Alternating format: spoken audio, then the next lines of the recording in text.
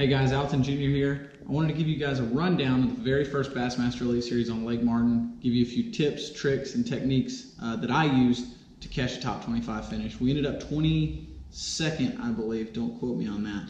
But we got some great points moving into the second event of the year, and just got some good momentum, and that's a big part of this sport.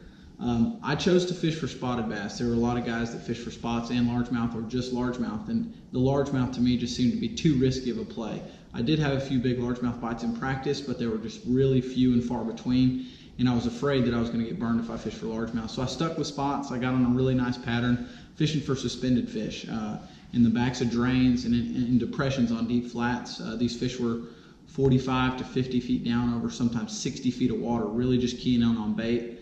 So I used my Garmin Panoptics a lot this week. I want to say 14 of the 15 fish that I weighed in, I saw them, or I saw the school of fish first around the bait. I was able to cast to them, make an accurate cast, watch my bait go down, and I would actually see the fish come to chase my bait. And almost every time I'm like, okay, get ready, I'm about to get bit, and sure enough, I did.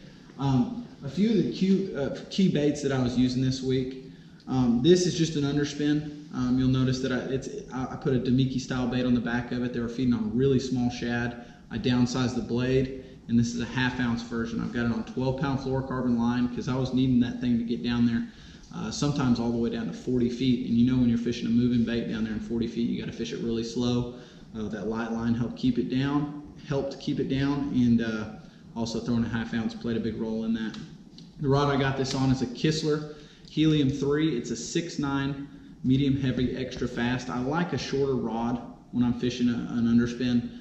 It just gives me more control, and it also it just allows me to fish it slower. For some reason, when I'm throwing a longer rod, I tend to just fish faster. I move the bait too much with my rod tip, and when they're keying on those deep, dying off shad, slow and steady is the key.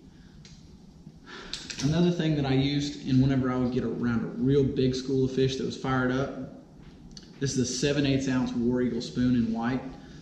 One thing I found is if I was around single fish, this actually scared them away, but if I was around a school that got fired up, this was the ticket. I caught the majority of my weight the first day on this bait in a matter of about 7 drops. It was really fun. It was really fast. I've got it on big line because there's really nothing finesse about this technique.